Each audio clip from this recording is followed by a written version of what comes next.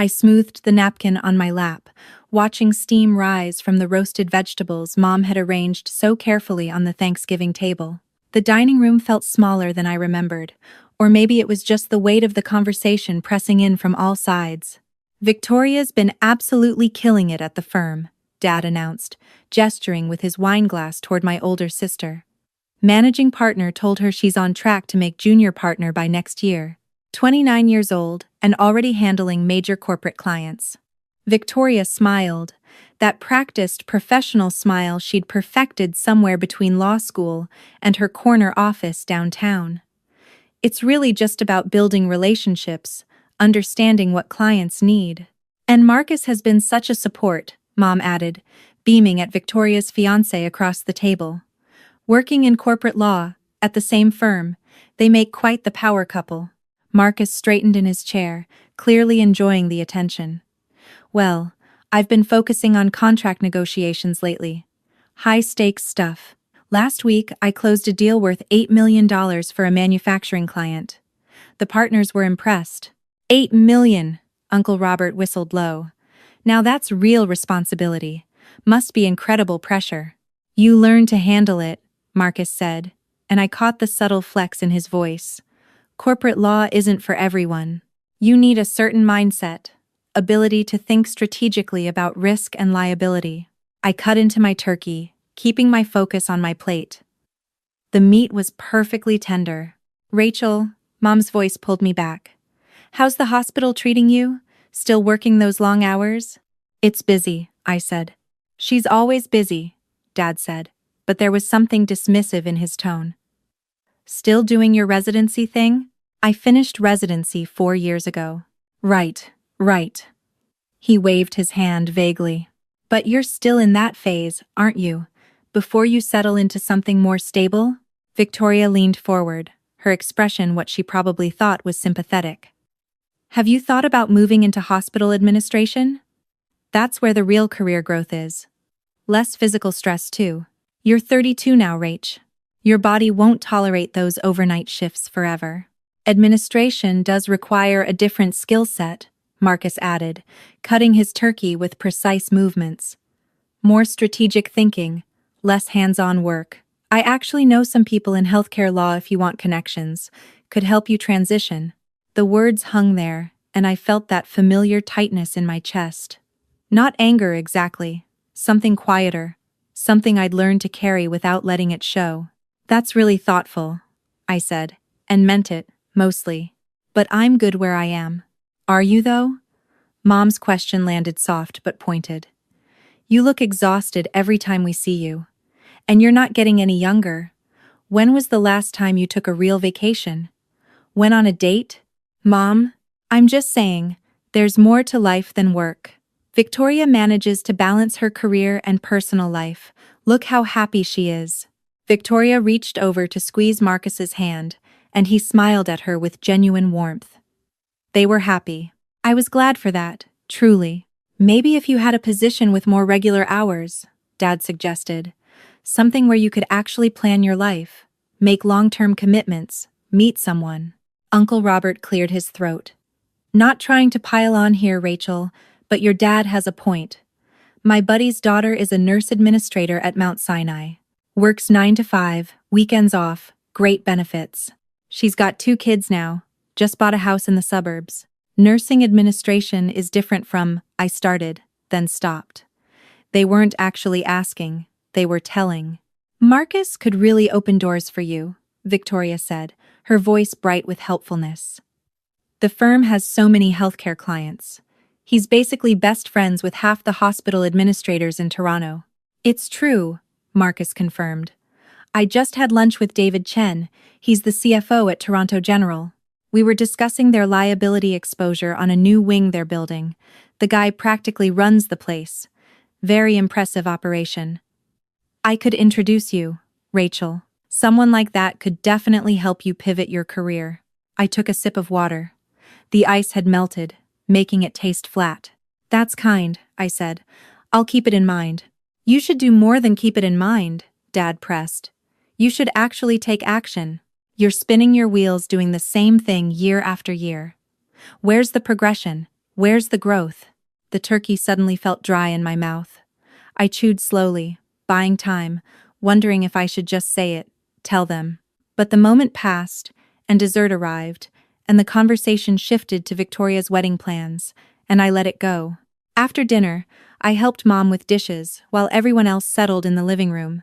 Through the doorway, I could hear Marcus explaining something about tort reform to Uncle Robert.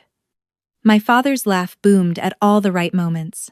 He's sharp, that one, Mom said, scrubbing a serving platter.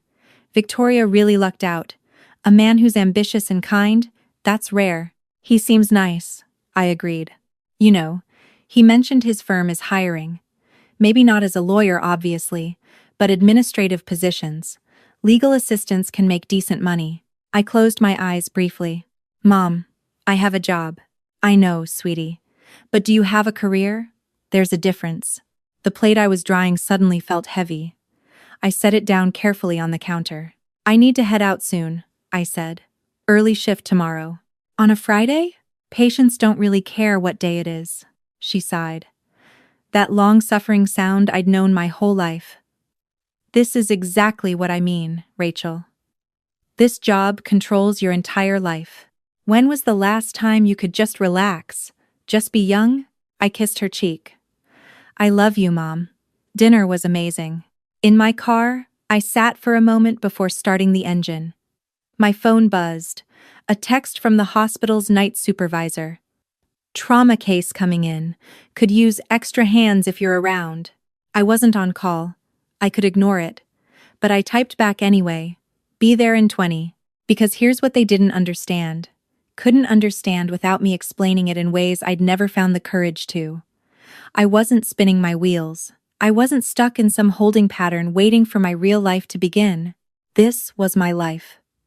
Every emergency surgery at 3 a.m. Every critical decision made in seconds. Every patient who walked out of my OR alive, this was exactly where I wanted to be.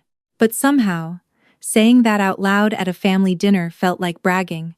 Felt like diminishing what Victoria and Marcus did. Felt like creating conflict where there didn't need to be any. So I drove to the hospital instead, where things made sense, where my hands knew exactly what to do, where nobody questioned whether I belonged. The next few weeks blurred together the way they always did. A bowel resection on Monday, emergency appendectomy Tuesday night, a complex vascular repair Wednesday morning. I caught sleep in 30-minute intervals, lived on vending machine, coffee, and whatever the cafeteria had available when I finally surfaced for air. On December 3rd, my phone rang during a rare lunch break. Victoria. Hey! Quick question, she said, her voice bright and busy. Marcus just mentioned the hospital is hosting some big gala event next week. Something about a new surgical wing? He got invited since the firm handles Toronto General's legal work. Are you going? I spooned yogurt into my mouth, checking the surgery schedule on my tablet. Probably. They usually want all senior staff there. Perfect. We'll see you. Should be fun. Marcus is really excited. He says David Chen is going to announce some major new initiative. Very high-level stuff. Sounds good. How are you doing? Mom said you left Thanksgiving early. She's worried about you. I'm fine, Vic. Just busy. You're always busy. That's the problem. Her voice softened. Look, I know I gave you a hard time at dinner. I just want you to be happy. You work so hard, and I'm not sure what it's all for, you know? I did know. That was the thing. I knew exactly what it was for, and trying to explain it felt like describing color to someone who'd only ever seen in black and white. I appreciate it, I said instead. Really. I should go surgery in 10 minutes. Okay. Love you. See you at the gala. The following Monday, I walked into the monthly department heads meeting 15 minutes early, which for me was an accomplishment. The conference room was already half full. Administrators, nursing directors, facility managers, all the people who kept the hospital running behind the scenes that patients never saw. I grabbed coffee and found my usual seat near the head of the table. My tablet was already loaded with the budget proposals I'd been reviewing all weekend. The numbers told stories if you knew how to read them. This department requesting new equipment, that one trying to justify increased staffing, everyone fighting for limited resources. David Chen, our CFO, arrived with his usual entourage of assistants. Professional, competent, generally reasonable when you could get past the corporate speak. We'd worked together for 3 years now, had a solid mutual respect. "Morning, Dr. Morrison," he said, nodding as he passed. "Ready to make some people unhappy today?" "It's my favorite part of the job," I replied dryly. He laughed. "That's why you're good at it." People filed in slowly, directors, managers, coordinators. And then, 5 minutes before the meeting started, David ushered in someone new. "Everyone, I want to introduce Marcus Thornton. He's a corporate attorney with Davidson and Miller, the firm that handles our legal affairs. Marcus has been very involved with our expansion project, so I've invited him to observe today's meeting. He'll get a better sense of how we allocate resources across departments." Marcus walked in, wearing a suit that probably cost more than most people's monthly rent, confidence radiating from every movement. His eyes scanned the room, landing on faces, cataloging, assessing. They passed right over me without recognition. Why would they? I was just another person in business casual at a corporate meeting. "Thanks for having me, David," Marcus said, taking a seat near the CFO. "Really excited to see how the sausage gets made, so to speak." A few polite chuckles. David launched into opening remarks, discussing quarterly financial performance, upcoming capital projects, the usual administrative overview. I half listened, making notes, waiting for the section I actually needed to focus on. "Now," David said, glancing at his agenda, "we need to discuss budget allocations for Q1. Several departments have submitted requests that significantly exceed projected availability.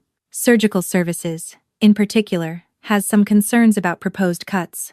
That was my cue. I straightened in my chair. "Before we get into specific proposals," David continued, "I want to note that our surgical department had some significant overtime expenses last quarter, $4.2 million above projected costs. I know Dr. Morrison has context on that." "I do," I said, and several heads turned toward me. The overtime was primarily driven by 3 factors. A higher volume of emergency cases requiring immediate surgical intervention. Complications in scheduled procedures that extended OR time, and staffing shortages in our anesthesiology department that created bottlenecks. Marcus leaned forward slightly, interested now. "But isn't that just a scheduling issue? If you're consistently running over budget, doesn't that suggest the initial planning was flawed?" The question hung in the air. Everyone looked at me. "With respect," I said evenly, "surgical planning isn't like scheduling court dates. You can't tell a trauma patient to come back tomorrow because you've hit your daily hour limit. You can't pause a surgery halfway through because someone's shift ended." "Right, but there must be ways to optimize," Marcus pressed, warming to the topic. He probably thought he was being helpful. "Efficiency metrics, performance benchmarks. In corporate law, we track billable hours down to 6-minute increments. You identify patterns, adjust resource allocation, reduce waste." David nodded slowly, clearly considering this. "It's a fair point. What about elective procedures? Could those be scheduled more efficiently?" "They are scheduled efficiently," I said, keeping my voice professional. "But efficiency doesn't eliminate complications. A routine gallbladder removal becomes complex when we discover unexpected adhesions. A knee replacement takes twice as long if the patient codes on the table. We plan for average cases, but we treat actual people." "Still," Marcus said, and I heard that lawyer's voice kicking in, the one used to winning arguments. $4.2 million suggests systemic issues, not just random complications. Maybe the surgical team needs additional training on time management, or perhaps some procedures could be outsourced to facilities with lower operating costs? A few people shifted uncomfortably. The nursing director shot me a sympathetic look. "Outsourcing surgery to cheaper facilities," I repeated slowly, "would compromise patient safety and quality of care. Our surgeons are among the best in the country. That expertise costs money." "I'm sure they're very skilled," Marcus said, with that particular tone that meant, "but I'm just thinking strategically here. From a financial perspective, continuing to overspend at this rate isn't sustainable. What about hiring efficiency consultants? People who specialize in healthcare optimization? We have people who specialize in healthcare, I said. They're called doctors. Someone coughed to cover a laugh. Marcus's expression flickered, not quite irritation, but close. Look, he continued, I'm not trying to step on any toes here. David asked me to observe and offer outside perspective. In my experience working with healthcare clients, the biggest inefficiencies come from resistance to change. Medical staff can be pretty set in their ways. Set in our ways, I repeated. Traditionalist. Resistant to business best practices. I get it, you're trained to focus on clinical outcomes, not bottom lines. But in today's healthcare environment, you need both. That's where people like David and myself come in. We understand the bigger picture. The room had gone very quiet. David looked like he was regretting this entire invitation. I set down my pen carefully. What exactly is your healthcare experience, Marcus? Sorry? You mentioned working with healthcare clients. What's your background in medicine? I'm a corporate attorney specializing in healthcare law and liability. I've worked on hospital expansions, medical device litigation, insurance disputes, but no clinical experience? Well, no. But no medical training? No time working directly with patients? That's not really relevant to... It's entirely relevant, I said quietly. Because you're sitting here suggesting we outsource surgeries and hire consultants and optimize efficiency, and you're doing it without understanding what actually happens in an operating room. You're reducing human lives to line items in a budget proposal. Marcus straightened. I'm trying to help ensure this hospital remains financially viable. If surgical services continue bleeding money, there won't be a hospital for you to work in. And if we prioritize cost-cutting over quality care, there won't be patients willing to come here. That's a false dichotomy. You can have both. Can you? I asked. Because last month, we had a patient 47-year-old woman, routine hernia repair. Except, when we opened her up, we found cancer. Unexpected, aggressive, requiring immediate intervention.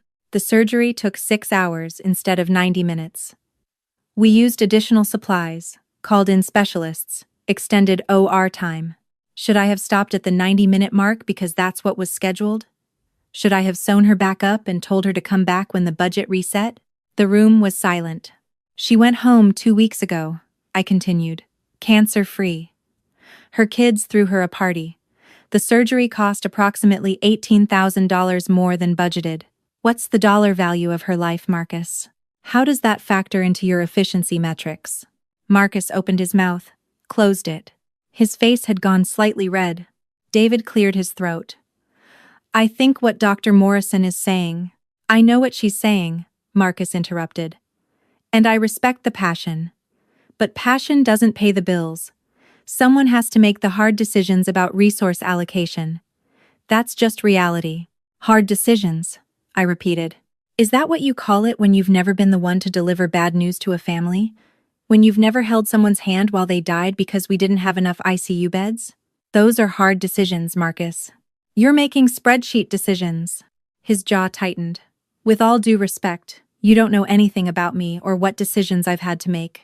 You're right, I said. I don't. Just like you don't know anything about medicine beyond what you've read in contracts. So maybe before you suggest how we should run surgical services, you should spend a week shadowing in the OR. See what $4.2 million in overtime actually looks like when it's translated into lives saved. Dr. Morrison, David interjected, his voice carrying warning. I think... No, it's fine, Marcus said, standing abruptly. I can see when my input isn't welcome. David, I'll wait outside. Clearly the clinical staff has this all figured out. He left, the door closing a bit too firmly behind him. The room exhaled collectively. David rubbed his temples. That was... fun. He's engaged to my sister, I said tiredly. This is going to be a fun Christmas. Genuine shock rippled through the group. The nursing director actually gasped. Wait, David said. Marcus Thornton is marrying your sister, Victoria? Unfortunately. And he doesn't know you're... Apparently not. David started laughing, then caught himself. I probably shouldn't find this funny. It's a little funny, I admitted. In my defense, David said, when I invited him today, I had no idea he'd immediately start mansplaining surgery to the chief of surgery. Most people don't, I said. That's what makes family dinners so entertaining. The meeting continued, but I could feel the energy had shifted. People were more careful around me now, remembering suddenly who I was, what I represented. By the time we finished, 2 hours had passed, and I was already late for afternoon rounds. I gathered my materials quickly. David caught me at the door. For what it's worth, he said quietly. You were right. About all of it. The overtime, the complications, the priorities. I get pressure from the board to cut costs, but I never forget why we're here. That's why I fight for your budget every quarter. I know, I said, and I appreciate it. Sorry for the drama. Are you kidding? That's the most entertainment we've had in departmental budgeting in 5 years. Although, he grimaced, how awkward is this going to make the gala? Astronomically awkward.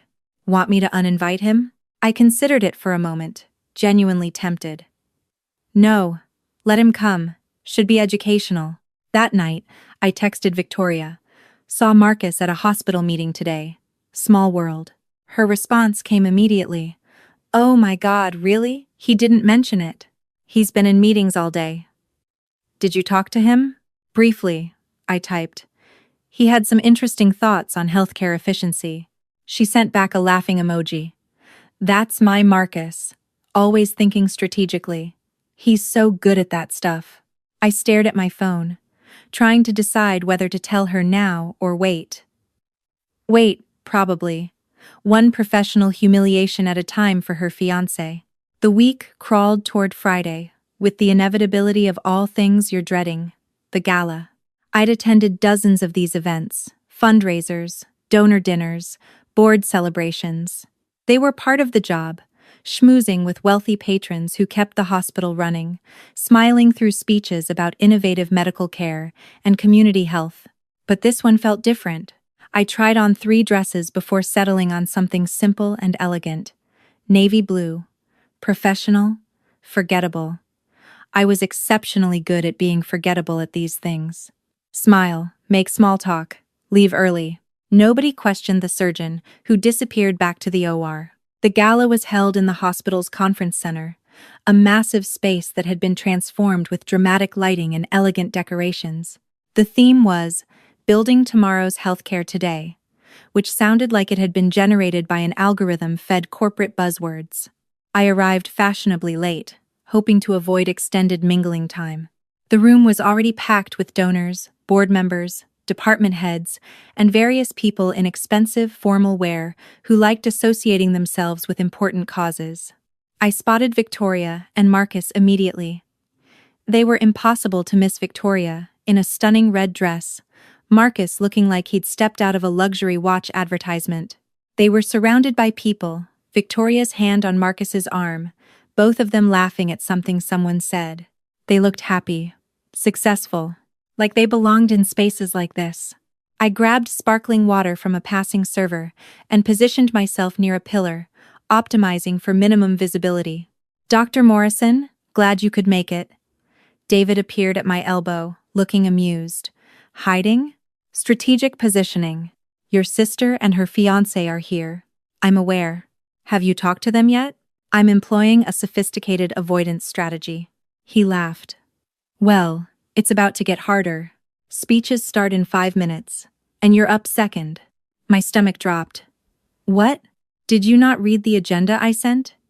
You're presenting on the new surgical wing. 5 minutes. Talk about innovations in patient care. Make the donors feel good about writing checks. David. You'll be great. You always are. Besides, his eyes twinkled mischievously, I have a feeling this particular audience needs to hear from you. He disappeared before I could protest further, leaving me standing there with my water and a growing sense of inevitability. The lights dimmed. A bell chimed softly. People began drifting toward their seats, conversations dropping to murmurs. I found myself moving toward the front, muscle memory, from countless similar events guiding me to the section reserved for speakers and board members. I could see Victoria and Marcus taking seats in the middle section, prime location. Marcus was still talking to the couple next to them, his hands moving expressively, probably explaining something. Victoria looked radiant, proud, completely in her element. David took the stage, his voice amplified through the sound system. "Good evening, everyone. Thank you so much for being here tonight as we celebrate Toronto General's continued commitment to excellence in patient care." The speech washed over me. Standard opening remarks, thanking donors, acknowledging board members, celebrating achievements. I'd heard variations of this speech dozens of times. "Tonight," David continued, "we're excited to share our vision for the future. The new surgical wing represents a $20 million investment in state-of-the-art operating rooms, advanced recovery facilities, and expanded capacity for life-saving procedures. But technology is only part of the equation. The real investment is in people, in the exceptional medical professionals who make this hospital a center of excellence." He paused, scanning the crowd. "I'd like to introduce someone who embodies that excellence." Dr. Rachel Morrison joined Toronto General 8 years ago after completing her surgical residency at Johns Hopkins. In that time, she's performed over 2,000 successful surgeries, led the implementation of our trauma response protocols, and mentored dozens of residents. Last year, she was appointed Chief of Surgery, making her the youngest person to hold that position in our hospital's history. Please welcome Dr. Rachel Morrison. Applause filled the room as I stood and made my way to the stage. I could feel eyes on me, the weight of attention I normally avoided.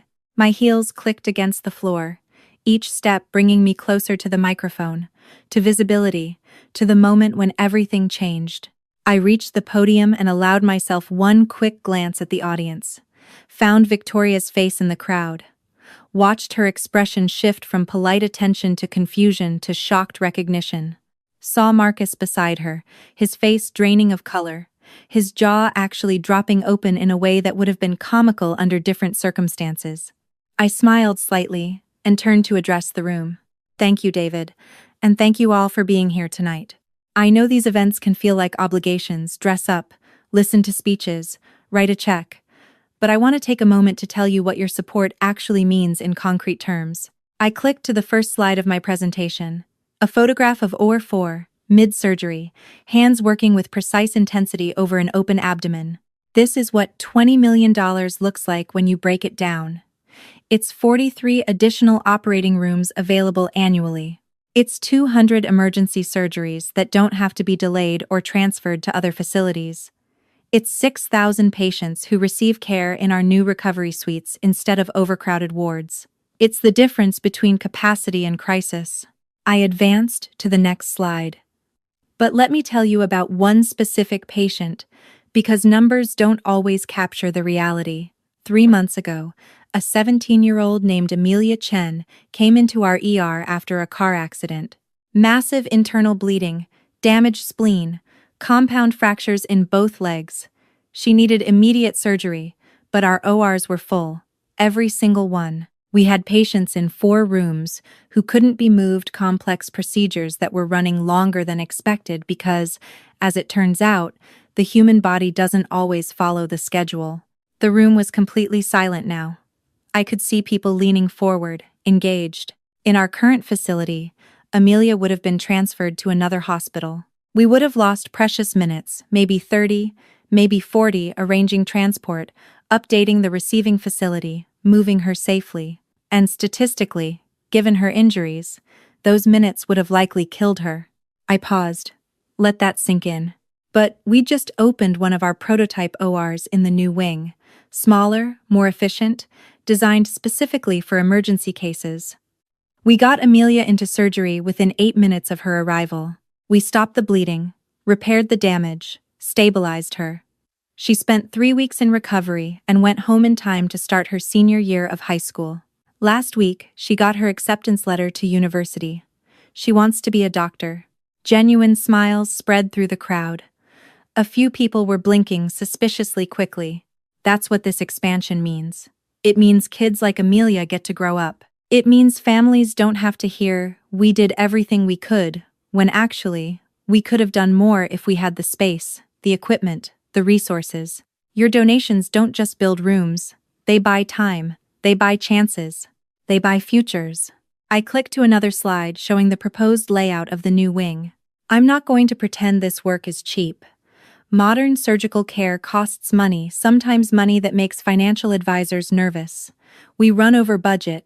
We use more supplies than projected. We pay overtime when procedures take longer than scheduled. And I can promise you, that will continue, because excellent medical care isn't about operating efficiently within predetermined constraints. It's about doing whatever it takes to save lives, regardless of whether it fits neatly into a spreadsheet. My eyes found Marcus in the crowd.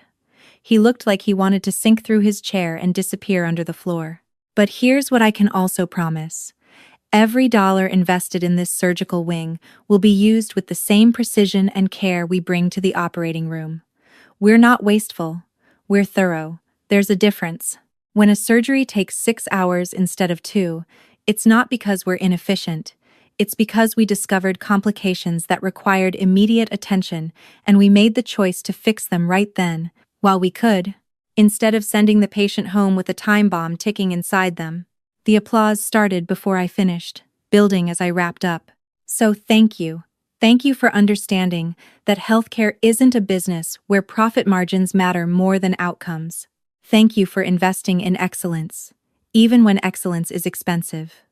And thank you for trusting us, the doctors, nurses, and staff, to make the hard decisions about where resources go and why. We don't take that trust lightly. I stepped away from the podium as the applause grew louder. David was grinning broadly as he returned to the microphone to introduce the next speaker.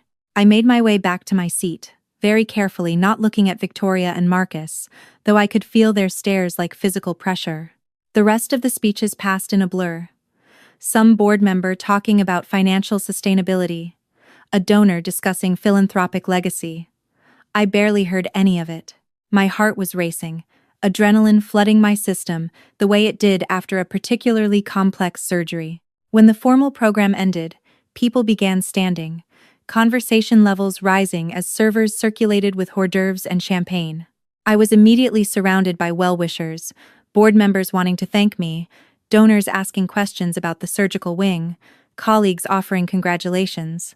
Through the crowd, I saw Victoria pushing toward me, Marcus trailing behind, looking like he was walking to his own execution. "Rachel." Victoria reached me first, her expression cycling through shock, confusion, pride, and something that might have been reproach. Why didn't you? I had no idea you were." "Chief of surgery?" I supplied. "It came up at Thanksgiving dinner, actually, several times. But you said you were, you just said you worked at the hospital. You never mentioned." "I said I was busy. That I'd finished residency 4 years ago, that I had early shifts." I kept my voice gentle. "You assumed what you assumed." Marcus finally found his voice. "I didn't realize. At the meeting, when I suggested those changes to surgical services, I didn't know you were in charge of surgical services?" I finished. I noticed. His face was scarlet now. If I had known, I obviously wouldn't have.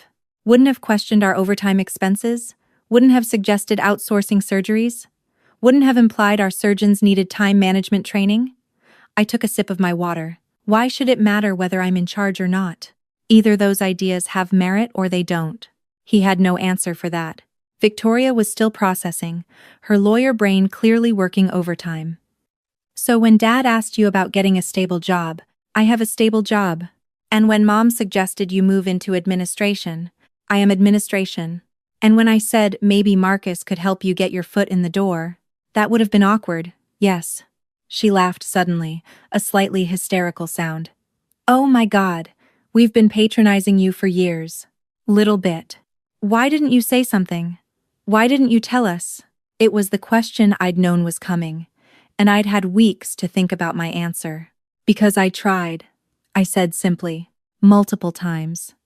But every time I started to explain what I actually do, someone would interrupt with advice about what I should do instead, and after a while, it felt easier to just let you think what you were going to think anyway. The truth of that settled over us like snow, quiet and cold. "I'm so sorry," Victoria said, and I could see she meant it. "Rachel, I'm really sorry. We were terrible." "You weren't terrible. You were worried about me. I get it. You saw someone working crazy hours in a hospital and you thought I was struggling. That's not malicious. That's just not asking the right questions." Marcus still looked like he wanted to disappear. "Dr. Morrison, Rachel, I owe you an apology. A significant one. The things I said in that meeting were based on incomplete information," I interrupted. "You were trying to help the hospital's finances. That's not wrong. But maybe next time, ask questions before making recommendations. Healthcare is more complex than it looks from the outside." Clearly, he managed a weak smile.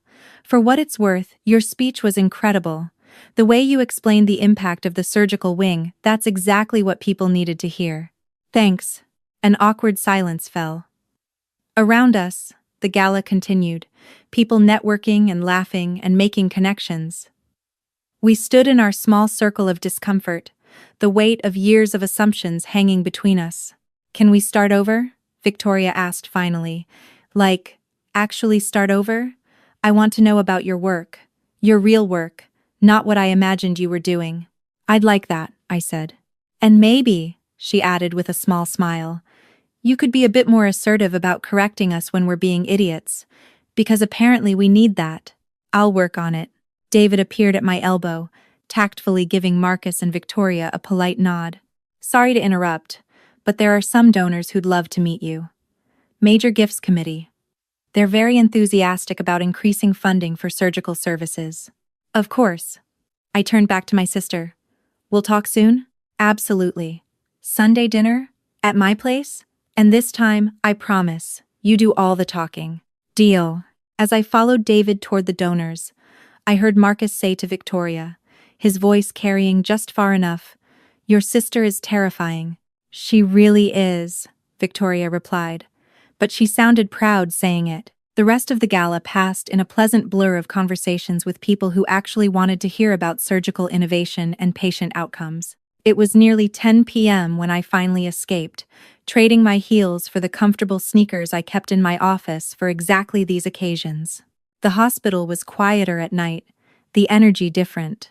I walked through familiar hallways, past the ER where I'd started my career, past ORs where I'd spent thousands of hours, past the staff lounge, where I'd collapsed between surgeries more times than I could count. My phone buzzed. "A text from Mom," Victoria called. She told me everything. "Why didn't you tell us you were chief of surgery? We're so proud of you." Also mortified. Mostly proud. "Call me tomorrow." I smiled and pocketed the phone. In my office, I changed into scrubs, checking the schedule for tomorrow. 3 scheduled surgeries, all complex. A gallbladder, a hernia repair that would probably be more complicated than the scans suggested, and an emergency exploratory that was penciled in but would definitely happen knowing my luck. Someone knocked. I looked up to find our newest resident, Dr. Amelia Chen. Yes, that Amelia Chen standing in the doorway looking nervous. "Dr. Morrison, sorry to bother you. I know it's late. But I wanted to say thank you. For the speech tonight.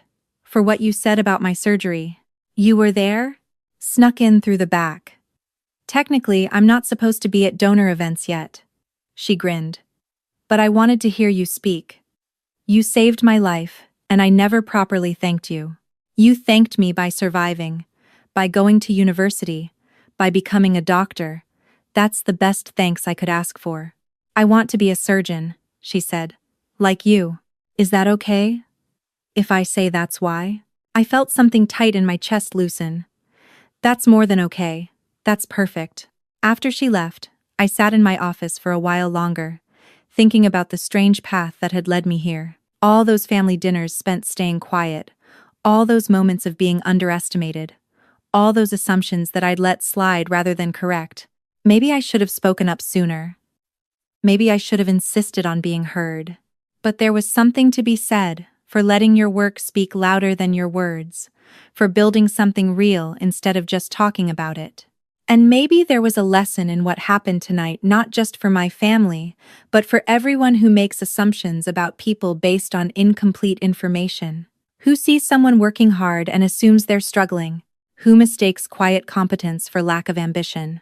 The world is full of people doing extraordinary things without announcing it, full of people who are exactly where they want to be, even if it doesn't look like success from the outside. Full of people who have already arrived at their destination, while others are still offering directions. Sometimes the most powerful thing you can do is simply keep going, keep working, keep saving lives, and trust that eventually, when the moment is right, the truth will reveal itself. And when it does, it will be worth the wait. I shut down my computer, turned off the lights, and headed home to get a few hours of sleep before tomorrow's surgeries. My family finally understood what I did. My future brother-in-law would probably never question a surgical budget again. And somewhere in this hospital, a 17-year-old was beginning her journey to become the kind of doctor she wanted to see in the world. It had been a good night. And tomorrow, there would be more patients, more surgeries, more lives to save, more quiet moments of doing the work that mattered, whether anyone was watching or not. That was enough. That had always been enough. That was the whole point.